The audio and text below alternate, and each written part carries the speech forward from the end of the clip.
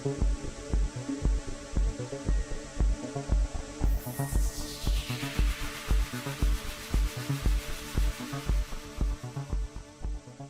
हथियार किस्त नंबर 12 जदीद अस्पताल का इफ्तिताह और इंसानी हकूक़ की NGOs का पड़ाव निसारपुर में खुशगवार तब्दीली की इब्तदा थी। दोनों कामों में समाजी कारकुन सेठ इब्राहिम बलोच का अमल दखल था। इन्हीं की मेहनत के तुफैल पहले NGO ऑफिस खुला, फिर इसी NGO के ताउन से जदीद अस्पताल का इफ्तिताह हुआ।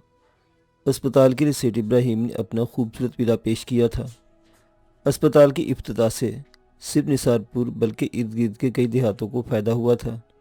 पूरे इलाके में कोई जदीद बड़ा अस्पताल कबल अज़ी मौजूद नहीं था। किस्मत की मेहरबानी के सिलसिला यही नहीं रुका था, बल्कि कई हाथ आगे बढ़ गया था। DSP अमजद बुखारी ने जो कमेटी बनाने का वादा किया था, इसे ईफा करके लोगों के दिल जीत लिए थे। कमेटी ने 10 रोज़ तक पुरस्कार पहाड़ियों के चक्कर काटे थे। जिस दिन कमेटी के मेंबरान निसारपुर में दाखिल हुए, लोगों की खुशी और जोश दीदनी था। लोग इनके आगे पीछे जा रहे थे।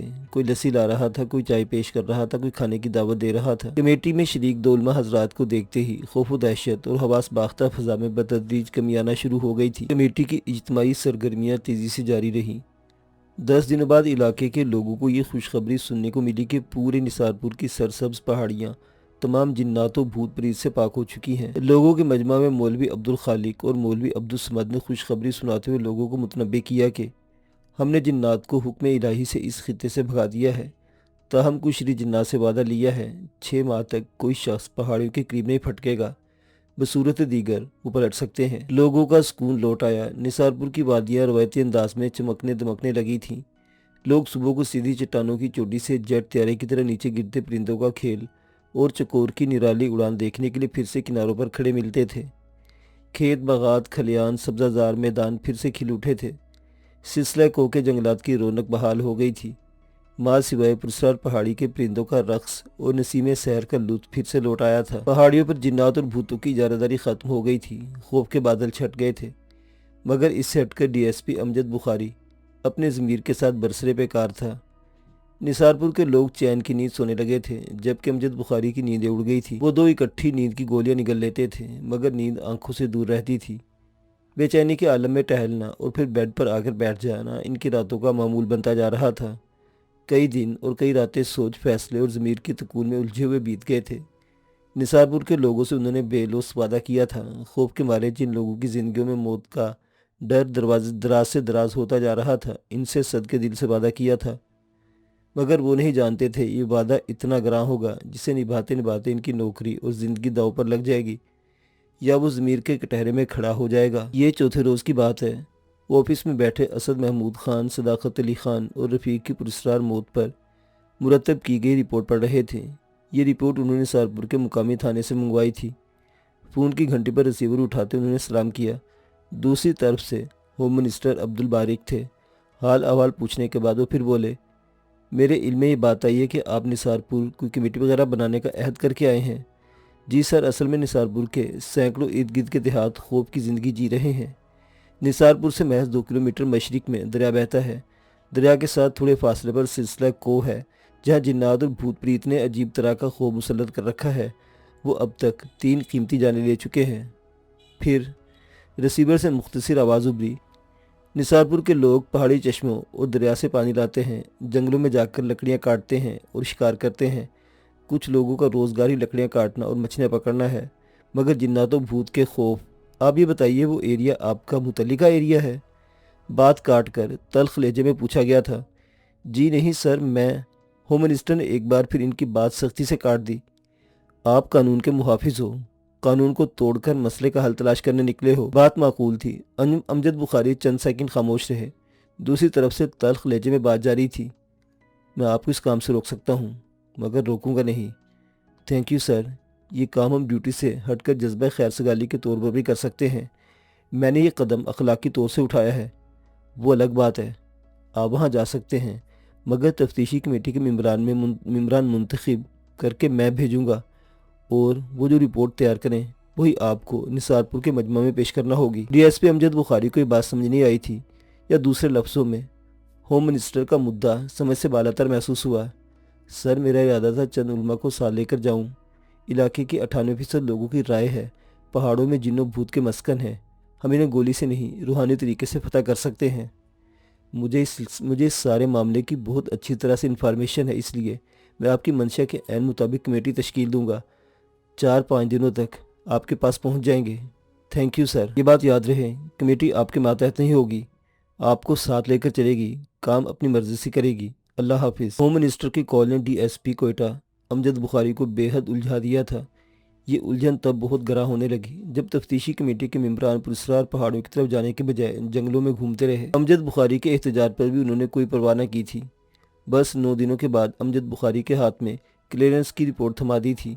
साथ ही होम मिनिस्टर की कॉल ने इसे हुक्म दिया कि मज़कूरा रिपोर्ट निसारपुर के लोगों को सुनाकर इन्हें हमेशा के लिए मुतमईन कर दिया जाए। अमजद बुखारी ने हुक्म की तामील में ऐसा ही किया था, मगर खुद ज़मीर के कटहरे में खड़े हो गया था। वो 10-15 दिनों तक इस जंग में मुब्तला रहा। आखिर 16 दिन ऑफिस में इसकी उंगलियां कीबोर्ड पर तेजी से चलने लगी। वो अपना इस्तीफा टाइप कर रहा था। इसके ज़मीर ने अकेले पहाड़ों पर जाने का फैसला सादिर कर दिया था। नए और अनोखे हादसात का रूनुमा होना जिंदगी का वो बाब है जिसके बगैर जिंदगी अधूरी रहती है। कभी कोई हादसा मौत के करीब तरीन ले जाता है, कभी मौत से दूर जिंदगी के पास।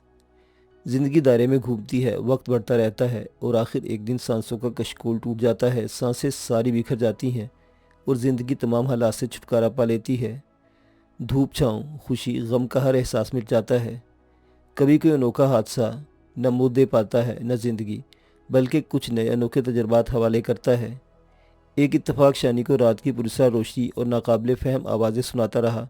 इसके ताक़ुब में एक और ऐसा हादसा हुआ और वो पाकिस्तान से निकलकर लम्हों में इसराइल की बुलंद गोलान पहाड़ियों में जा पहुंचा। कभी ज़ेरे अताब रहा, कभी शफीक जिन की जाय पनाह में, जिसने इसे सब जो पहले वो नहीं जानता था। शानी के दामन में क्या कुछ समेट लाया था, फिलहाल इसे खुद मालूम नहीं था। जैसा हवा का बगोला इसे उठा ले गया था, वैसा एक बगोला उसी जगह छोड़ गया था। ये वही जगह थी। सामने याकूब का घर था, थोड़ा हटकर नूरुल हक का खूबसूरत विला, दूसरी तरफ छोटा सा सरसब्ज मैदान, दाएं बाएं लहलाते दरख्त, दूर निसारपुर का हसीन कोह सिलसिला और सामने गली में वो घर जहाँ इसने रोशनी का हाला देखा, ज़मीन से आसमान तक बुलंद देखा था, जहाँ इसने आवाज़ सुनी थी, जिसके तजस्सुस की पादाश में वो कहाँ से कहाँ पहुँच गया था। शानी घर की तरफ चल पड़ा। अरे शानी, ओए रुक! अचानक किसी चीखती हुई आवाज़ सुनाई दी। इसका क्लास फेलो अमजद भागकर इसके पास पहुंचा और इससे लिपट गया। जवाब सुने बगैर बोला, शानी कहाँ चला गया था तू? यार तू कितना बदल गया है, मैं 10 मिनट तक तुम्हें पहचान नहीं पाया। यार दाढ़ी भी रख ली। अमजद हैरानी से इसे देखते हुए बोलता जा रहा था। अमजद फिर मिलते हैं, प्लीज़ मुझे घर जाना है। ठीक है यार, मैं अंसर फराज वगैरह को बताता हूँ, रात को मैदान में आना। अमजद एक ही सांस में बोल रहा था। शानी बिना कुछ कहे चल दिया था। बेगम कलसूम किंजा के हमरा लॉन में बिछी कुर्सी पर बैठी हुई थी। कालबेल की आवाज़ पर उन्होंने गेट की तरफ देखा। यहाँ से निस्फ गेट नजर आ रहा था, जेरी हिस्सा फूलों की बाढ़ के अकब में पोशीदा था। मैं देखती हूँ मम्मी, किंजा कहती हुई मेन गेट की तरफ बढ़ गई। शोर की वफात के बाद बेगम कलसूम ने मुलाजमीन की तादाद कम कर दी थी। बाहर के लिए माली और अंदरून हिस्से के लिए मुलाजमा थी। अमूमन गेट माली ही खोलता था, मगर वो कहीं नज़र नहीं आ रहा था। शायद किसी पौधे को ज़िंदगी की हरारत बख्शने के लिए पानी देने में मगन था। मुनज़्ज़ा कमरे में थी। बेगम कलसूम का ध्यान गेट की तरफ था। Mummy, mummy! अचानक किंजा की चीख ने बेगम कलसूम पर बिजली गिरा दी। वो बिदक कर उठी और गेट की तरफ भाग पड़ी। किंजा की आवाज़ थम गई थी। बेगम कलसूम ने बाढ़ के ऊपर से हवास बाख्ता नज़रों से गेट की तरफ देखा। इन्हें हैरत का शिद्दत से झटका लगा। किंजा किसी मर से लिपटी हुई थी। बेगम कलसूम के लिए मंजर हैरान कुन था। किंजा चीखी क्यों थी? घबराहट ज़दा आवाज़ में इसे पुकारा क्यों था? और अब ये मर्द कौन है जिससे लिपटी वो लड़ रही है? 1 मिनट में सोच के घोड़े सर पर भागते हुए कहाँ से कहाँ पहुँच गए। दिल की तेज़ धड़कनों में वसवसों की सनसनाहट शामिल हो गई थी। कदम गैर इरादी तौर से तेज़ हो गए थे। शायद 4 मीटर का फासला बाकी था जब मर्द ने चेहरा ऊपर उठाया। बेगम कलसूम के कदम थम गए। ज़मीन ने पकड़ लिया। बसीरत और बसारत ने काम छोड़ दिया। मम्मी, मम्मी, शानी भैया! किंजा ने मम्मी को शानी से झंझोड़ा। बेगम कुलसूम की हालत अजीब थी। किंजा के झंझोड़ने पर इसे होश आया। बेगम कुलसूम के सामने तब्दील शुदा नकूश के साथ शानी खड़ा था। शानी मेरा बेटा, मेरा लख्ते जिगर! वो शानी से लिपट गई। किंजा अंदरूनी हिस्से की तरफ उड़ी जा रही थी। बेगम कुलसूम शानी को दीवानावार चूम रही थी, बालों से, गालों से, आंखों से, कभी हाथों से। माँ बेटे की आंखों से सावन भादू झड़ी रवा थी। मेरा लाल, मेरा बेटा, कहाँ था तू? मम्मी की याद नहीं आई तुम्हें? या अल्लाह तेरा शुक्र है, या अल्लाह तूने मेरा बेटा लौटा दिया। बेगम कुलसूम कहे जा रही थी, शानी को चूम रही थी और बोल रही थी। शानी भी एक ही बात दोहरा रहा था, कैसी है मम्मी, आप कैसी हैं मम्मी? इनके मिलाप का मंजर भी बदला नहीं था। किन्जा और मुनज़्ज़ा भागी चली आई। शानी मेरे भैया। मुनज़्ज़ा दूर से ही चीख पड़ी। एक तरफ से माली भी निकल आया था। पीछे मुलाजमा हाँफती काँपती लपक रही थी। वो शानी से लिपटे थे जैसे फुटबॉल का खिलाड़ी फाइनल मैच का विनर गोल करता है और पूरी टीम इसके ऊपर गिर पड़ती है। सदीक़ा जल्दी से शानी बाबा के कपड़े बाथरूम में रखो और शेव का सामान भी, देखो शेव कितनी बढ़ गई है। इसके ड्राइंग रूम में पहुंचते ही बेगम कुलसूम ने मुलाजमा से कहा, मम्मी पापा नज़र नहीं आ रहे। शानी के सवाल ने खुशियों के लम्हात में यक लख्त गम भर दिए थे। मुनज़्ज़ा या किन्जा के बोलने से बेशतर बेगम कुलसूम बोली, बेटा तुम फ्रेश हो जाओ, बाकी बातें बाद में होंगी। बेगम कुलसूम ने इसे बाजू से पकड़कर खड़ा कर दिया। बेगम साहिबा बाहर गेट के पास पूरा गांव जमा है, इन्हें शानी के आने की खबर मिल गई है। माली ने अंदर दाखिल होते इत्तला दी, तालिब भाई ये रुपए पकड़ो और मेरे बेटे का सदका अच्छा बकरा लाओ, बाकी गांव वालों को लोन में ले आओ, मैं वहीं आती हूँ। बेगम कुलसूम ने पर्स से रुपए निकालते हुए माली को दिए। मुनज़्ज़ा तुम भाइयों को खबर दो, अपने मामू को भी बता देना, रोज़ फ़ोन करके पूछते हैं। रुबीना आंटी और फरा को भी बता दो, बेगम कुलसूम ने हदायत जारी करते हुए कहा। शानी ने कदे आदम आईने में अपना जायज़ा लिया, खुद को पहचान ही ना पाया था। इसे अब अमजद की हैरानी का अंदाज़ा हो रहा था, इसे खुद हैरत हो रही थी। इसके अंदाजे के मुताबिक वो एक दो माह से जिन्नात के पास रहा था, मगर इसकी तब्दीली कुछ और ही कह रही थी। जिस्म का गोश्त बहुत सख्त हो गया था, चेहरा कुछ पिचक गया था, बाजू की मछली आवाज़ें नज़र आ रही थी। सीने का गोश्त बहुत सख्त था, इसने खुद को किसी बॉडी बिल्डर से कम नहीं पाया था। जिन्नात के बच्चे इसे सताने के लिए मीलों भगाते थे, कई फीट लंबी छलांगें लगवाते थे। वो इनसे बचने के लिए फुर्ती से उछलता कूदता। तब्दीली का ये अमल शायद वहीं से शुरू हुआ था। एक ख्याल के तहत इसने 2-3 दिन के अंदर लंबी छलांग लगाने, बॉक्सर की तरह फुर्ती से हाथ चलाने का तजर्बा किया था। वो खुशी से उछल पड़ा था। वो लंबी छलांग लगा सकता था, तेज़ भाग सकता था, फ्लाइंग किक के अलावा हवा में उछलना, कलाबाजी खाते हुए खुद को बचाना। वो माहिर लड़ाका बाज की तरह हर दाव पेच इस्तेमाल कर सकता था। इसने इस मशक को जारी रखने का फैसला किया था। इसे मालूम हो चुका था कि वो जिन्नात की दुनिया में 1-2 माह नहीं, पूरा 1.5 साल रहा था। इस दौरान मुकद्दर ने इसके गले में यतीमी का तोक डाल दिया था। पापा की दायमी जुदाई ने इसे बहुत सदमा पहुंचाया था। घर के हालात देखकर वो मज़ीद उदास हो गया था। अजान और कामरान भाई इसे मिलने आए और फिर चले गए। दीगर अजीज रिश्तेदार की तरह ये रस्म दुनिया उन्होंने भी खूब निभाई थी। बस रुबीना आंटी 2 दिन रुकी थी। गांव वाले भी टोलियों में मिलने आते जाते रहते थे। सबका गुमान था शायद शानी पुरस्कार पहाड़ियों में गुम हुआ होगा, मगर शानी ने अगवा की मन घड़ खबर कहानी सुनाकर सबको मायूस किया था। कैसे अगवा बराए तावान के ग्रुप ने इसे अगवा किया, वहाँ से भागकर राह भटक गया। गिरोह का मस्कन गहरा घना जंगल था, वहीं वह एक और ग्रुप के हत्या चढ़ गया जो इससे बेगार लेते रहे।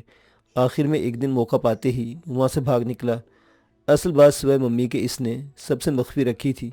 शानी का दिल अब पढ़ाई में नहीं लगता था। 1-2 दिन कॉलेज जाके देख लिया था और 2 लड़कों की पिटाई करके आया था।